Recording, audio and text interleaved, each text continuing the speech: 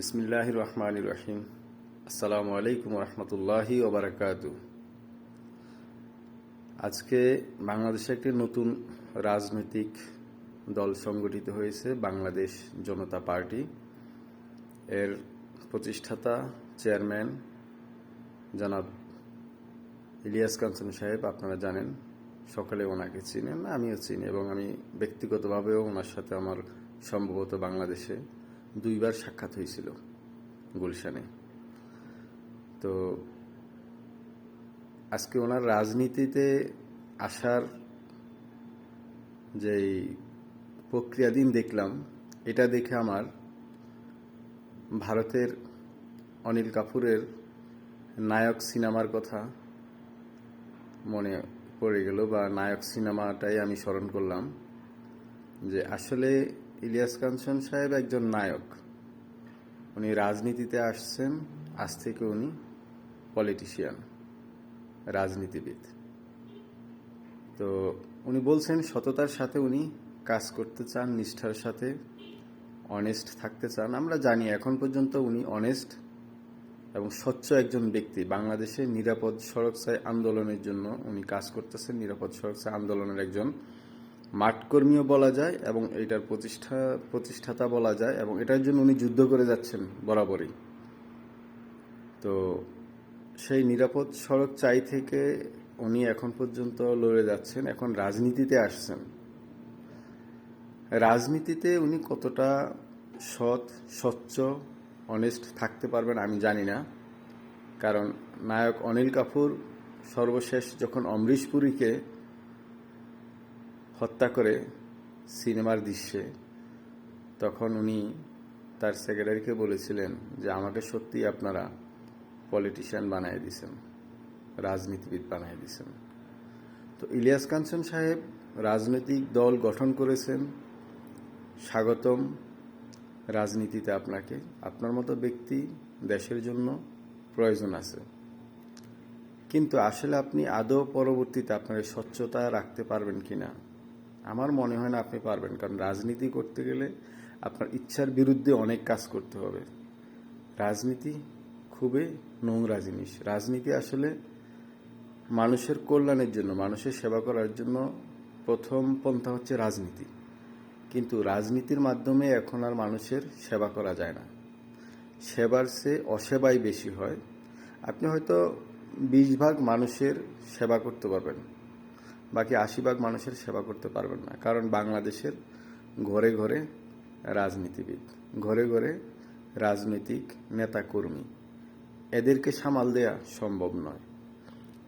আমি আপনার ভবিষ্যৎ বলে দিচ্ছি, আপনি সংসদে আসতেছেন এবং পার্লামেন্ট মেম্বার হচ্ছেন, অর্থাৎ বাংলাদেশের জাতীয় সংসদের একজন সদস্য হচ্ছেন। শুধু আপনি না, আপনার দল থেকে 3 জন আসবে। এটা আমি লিখিত দিয়ে দিব, আমার মনের কথা। আমি ভবিষ্যৎ আপনার রাজনীতি কোথায় আমি দেখতেছি। ইভেন কি যারা রাজনীতি করেন আমার কথাটা লিখে রাখেন, নায়ক ইলিয়াস কাঞ্চন 3টা আসন নিয়ে সংসদে বসবেন, অর্থাৎ উনি 3টা আসন পাবেন। উনি যাবেন, ওনার সাথে ওনার আরও 2 জন যাবেন। এবং এও বলে দিচ্ছি, বাংলাদেশে আরও 2টি নতুন রাজনৈতিক দলের আগমন ঘটতেছে।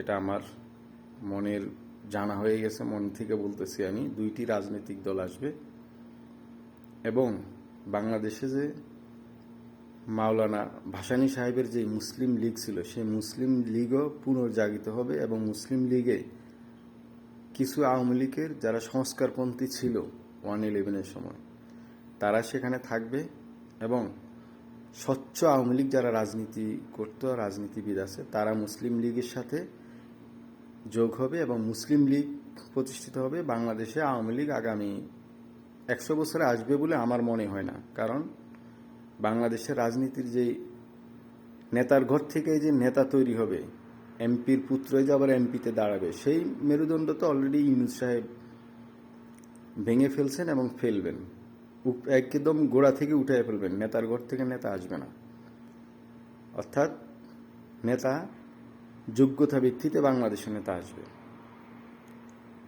এবং কি মুসলিম লীগে আসবে ওইরকম নেতা, এবং বাংলাদেশে আরও 2টি নতুন রাজনৈতিক দল আসতেছে।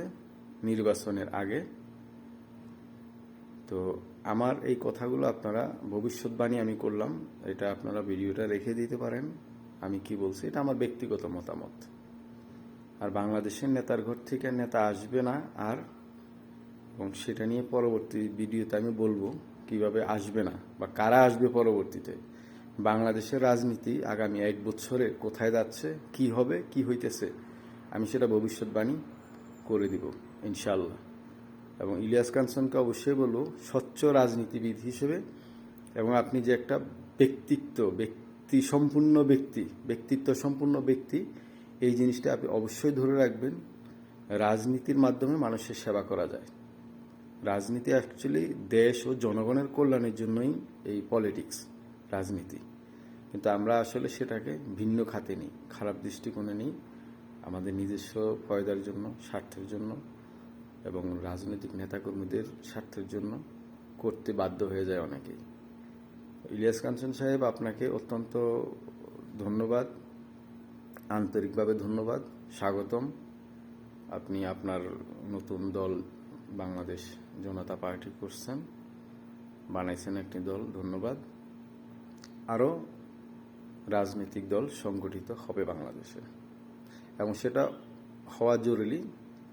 এবং বহুদলীয় গণতান্ত্রিক যে পন্থা, এটা শহীদ প্রেসিডেন্ট জিয়াউর রহমান সাহেব উনি রেখে গেছেন, এই পন্থা তৈরি করে গেছেন।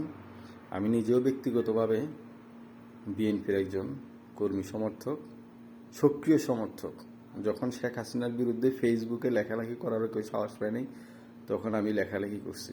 অনেকে আমাকে বলছিল যে সৌদি আরব থেকে আমাকে ধরে নিয়ে যাবে, বিদেশ থেকে আমাকে ধরে নিয়ে যাবে, নিয়ে জেল খাটাবে। আমার এলাকার অনেক আতিপাতি নেতারা বলছে।